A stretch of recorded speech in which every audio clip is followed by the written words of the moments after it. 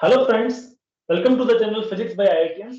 Previous year के questions के solution की सीरीज में ये हमारा थर्ड लेक्चर है, जिसमें हम लोग डिस्कस करेंगे जनरल एप्टीट्यूड के क्वेश्चंस। ये लेक्चर हम तीन वीडियोस की सीरीज में रखेंगे। तो पहली सीरीज में हम कुछ क्वेश्चन डिस्कस करेंगे। इस तरीके से हम पूरे 2019 दिसंबर के जो क्वेश्चंस एप्टीट्यूड के आए हैं उनको डिस्कस करेंगे। स्टार्ट करते हैं आज का वीडियो। तो सबसे पहला क्वेश्चन है, अ precious stone breaks into 4 pieces having weights in the proportion 1:2:3:4। एक कोई प्रीशियस स्टोन था जिसके 4 टुकड़े हो गए, जिनके टुकड़ों का वेट है 1, 2, 3, 4, इस रेशियो में उनका वेट है। The value of the stone is proportional to the square of its weight. मतलब उसकी जो कॉस्ट है वो उसके वेट के स्क्वायर के प्रोपोर्शनल होती है। पूछा है कि तोड़ने के बाद उस प्रीशियस स्टोन की जो कॉस्ट है उसमें क्या कमी आई, कितना लॉस हुआ, ये आपसे पूछा गया। तो मान लेते हैं कि जो प्रोपोर्शनलिटी कांस्टेंट है वो के है, तो इन चार इंडिविजुअल जो स्टोन्स है उनका वेट लिख सकते हैं के, 2k, 3k, 4k। तो टोटल जो वेट हो जाएगा इसको आप ऐड कर सकते हैं, तो टोटल वेट आपको 10k मिल जाएगा। अब अगर आप कॉस्ट की बात करते हैं तो टोटल जो प्रीसियस स्टोन था, जो कंबाइंड स्टोन था, उसकी कॉस्ट की हम बात करेंगे तो इसका स्क्वायर करेंगे और एक कांस्टेंट आप अल्फा मान सकते हैं प्रोपोर्शनलिटी के लिए, तो आप लिख सकते हैं 100 अल्फा के स्क्वायर, इसका स्क्वायर किया। सिमिलरली इन इंडिविजुअल जो स्टोन्स हैं इनकी कॉस्ट की अगर हम बात करेंगे तो यहाँ पे के स्क्वायर हो जाएगा, यहाँ पे वो 4k square, 9k square and 16k square. तो इसको आप लिख सकते हैं अल्फा के स्क्वायर प्लस 4 अल्फा के स्क्वायर प्लस 9 अल्फा के स्क्वायर एंड प्लस 16 अल्फा के स्क्वायर। तो अभी जो टोटल कॉस्ट रह जाएगी इन स्टोन्स की ब्रेक होने के बाद वो जाएगी 30 अल्फा के स्क्वायर। ओरिजिनल कॉस्ट थी 100 अल्फा के स्क्वायर, तो इसमें जो रिडक्शन हुआ वो होगा 100 माइनस 30, दैट इज 17 अल्फा के स्क्वायर। तो आपको परसेंटेज निकालनी है, तो ओरिजिनल जो कॉस्ट थी उससे आप डिवाइड करोगे और 100 से मल्टीप्लाई करोगे तो आपको मिलेगा 70%। तो यही इसका आंसर है। नेक्स्ट क्वेश्चन देखिए। नेक्स्ट क्वेश्चन में आपको दे रखा है, two runners start together run on a circular path taking 6 minute and 8 minutes respectively. एक सर्कुलर पाथ है जिसमें ये दोनों रनर एक साथ स्टार्ट करते हैं। मान लीजिए इसकी स्टार्टिंग लाइन है और यहाँ से ये दोनों रनर्स स्टार्ट करते हैं। एक रनर को इस सर्कल को कंप्लीट करने में 6 मिनट लगते हैं और दूसरे रनर को इसको कंप्लीट करने में 8 मिनट लगते हैं। आपसे पूछा गया है कि जब ये सर्कल में घूम रहे होंगे तो ये फिर से एक सिंगल इसी पॉइंट पर कितने टाइम के बाद मिलेंगे। तो ऐसे क्वेश्चंस में आप क्या कर सकते हो, सिंपली इनका जो टाइम आपको दे रखा है इन टाइम का आप एलसीएम ले लीजिए, लीस्ट कॉमन मल्टीप्लायर या फिर लोएस्ट कॉमन डिवीजन। तो हम क्या कर सकते हैं, 6 और 8 का जो एलसीएम होता है वो आप निकालेंगे तो आपको मिलेगा 24। तो इस क्वेश्चन का आंसर भी हो जाएगा 24। So option B. Next question देखिए। नेक्स्ट क्वेश्चन देखने से पहले हमारी एक टेस्ट सीरीज चल रही है जो आपका एग्जाम आने वाले हैं, इसमें काफी हेल्पफुल होगी। इसमें सब्जेक्टिव टेस्ट है जो कि सब्जेक्ट वाइज एनालाइज करके हमने बनाए हैं, और इसमें फुल लेंथ टेस्ट है जो कि पूरा टाइम बेस्ड होंगे, जो एग्जाम में आपका जिस तरीके से टाइम सेट होता है उस तरीके से होंगे। इसको ज्वाइन करने के लिए आप पेमेंट लिंक डिस्क्रिप्शन में दी गई है उस पर क्लिक कर सकते हैं, और रजिस्टर करने के लिए जहां पे आपको टेस्ट अवेलेबल होंगे इस पर आप क्लिक कर सकते हैं। नेक्स्ट क्वेश्चन देखते हैं। नेक्स्ट क्वेश्चन है, आपको दे रखा है the distribution of grades secured by students. तो स्टूडेंट्स को जो ग्रेड मिलते हैं वो आपको दे रखा है ए बी सी डी। ए जो ग्रेड है वो 0.1 पॉपुलेशन या फिर 0.1% स्टूडेंट्स को मिला है, बी ग्रेड 0.4 को, सी ग्रेड 0.3% को एंड डी ग्रेड 0.2%। आपसे पूछा गया है कि टोटल नंबर ऑफ पॉपुलेशन उस क्लास की कितनी होनी चाहिए कम से कम। अब आपको पता होना चाहिए कि जो स्टूडेंट्स का नंबर है वो कभी भी फ्रैक्शन में नहीं हो सकता। आप कभी भी ऐसा नहीं बोल सकते कि 1.1 स्टूडेंट। नंबर ऑफ स्टूडेंट हमेशा एक नेचुरल रियल नंबर होगा। तो बेसिकली नेचुरल नंबर होने के लिए इस 0.1 में किस से मल्टीप्लाई करें कि हमें एक नेचुरल नंबर मिले। तो हमें देखिए 2 से मल्टीप्लाई करेंगे तो 0.2 मिलेगा, 4 से करेंगे तो 0.4 मिलेगा, 8 से करेंगे तो 0.8 मिलेगा। इसका मतलब हमारा जो टोटल पॉपुलेशन है वो 10 ही हो सकता है। तो इसका आंसर होगा 10। 10 रखने पर देखिए ए ग्रेड वाले 1 स्टूडेंट होंगे, बी ग्रेड वाले 4 स्टूडेंट्स होंगे, सी ग्रेड वाले 3 स्टूडेंट्स होंगे और डी ग्रेड वाले हमारे 2 स्टूडेंट्स होंगे। तो इसका आंसर डी हो जाएगा। नेक्स्ट क्वेश्चन देखिए।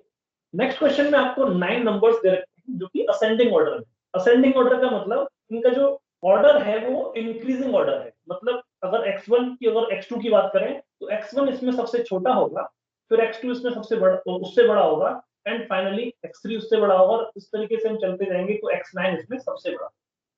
तो इन नंबर्स का जो एवरेज है वो आपको m दे रखा है और कहा गया है कि जो m है वो strictly greater than all the first 8 numbers. Means अगर हम इन नंबर्स को x1 से लेके x2 तक लिखें, x1 से लेके x8 तक लिखें और उसके बाद यहाँ पे x9 भी है, तो ये जो m आता है वो x8 मतलब 8 से बड़ा है और 9 से छोटा है, तो ये यहाँ पे आता है, जो मीन है इनका वो यहाँ पे आता है।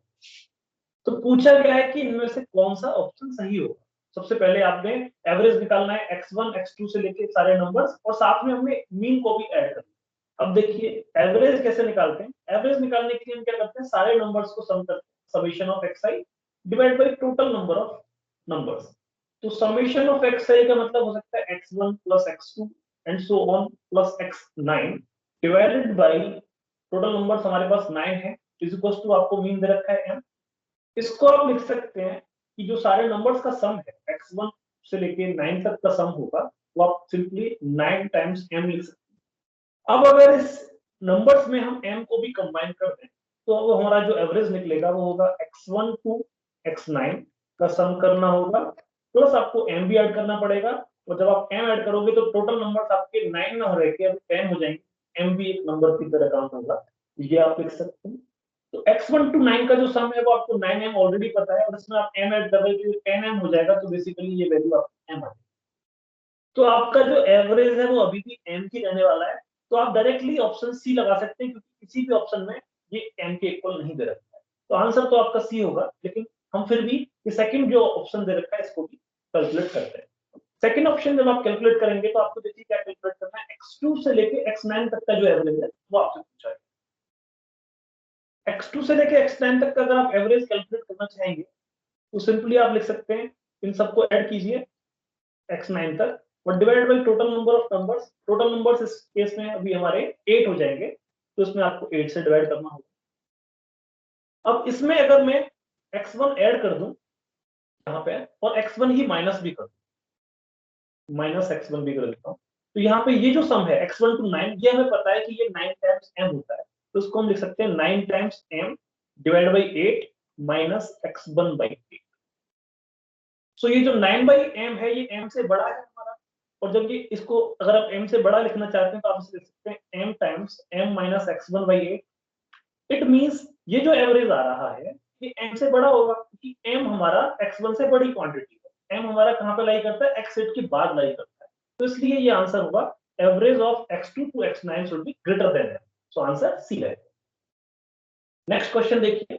नेक्स्ट क्वेश्चन सिंपली आपको एक सेट दे रखी है और पूछा है कि इनमें से कौन सा डायग्राम एक स्टेटमेंट को रिप्रेजेंट करता है। स्टेटमेंट क्या है कि which diagram represents women, mother and human being. अब आप अगर देखें तो ह्यूमन बीइंग क्या होगा, एक सुपर सेट हो गया, तो सारे जितने भी विमेन होंगे या मैन होंगे सब ह्यूमन बीइंग्स के अंदर आने वाले हैं, तो ऊपर ह्यूमन बीइंग्स आएगा। अब कोई भी अगर मदर है तो वो विमेन जरूर होगी, तो इसका मतलब ह्यूमन बीइंग के अंदर एक सेट होगा जो विमेन का होगा, तो यहाँ पे एक सेट आने वाला है हमारे पास विमेन का, क्योंकि ऑल विमेन आर ह्यूमन और ऑल मदर्स आर विमेन, तो हमारा जो मदर का सेट है उसके भी अंदर आएगा कि यहाँ पे आपको मदर का सेट। तो इस तरीके से आपको एक सुपर सेट, उसके अंदर एक सेट, उसके अंदर एक सबसेट, तो इस तरीके से आंसर आपका ए हो जाएगा, because all mothers are women and all women are human. Next question देखने से पहले नेक्स्ट क्वेश्चन हम प्रीवियस वीडियो नेक्स्ट वीडियो में डिस्कस करेंगे। अगर आपको ये वीडियो अच्छा लगा है तो इसको लाइक कीजिए, शेयर कीजिए और हमारे चैनल को सब्सक्राइब कीजिए। हम डेली कुछ क्विज क्वेश्चंस डाल रहे हैं जो आपको एग्जाम में काफी हेल्पफुल होने वाले हैं टेलीग्राम चैनल पर, तो आप हमारा टेलीग्राम चैनल भी ज्वाइन कर सकते हैं। अगर आप हमारी टेस्ट सीरीज ज्वाइन करना चाहते हैं तो पेमेंट लिंक जो डिस्क्रिप्शन में दी गई है उस पर आप क्लिक कर सकते हैं। Okay friends, thank you for watching this video, keep working hard, best of luck.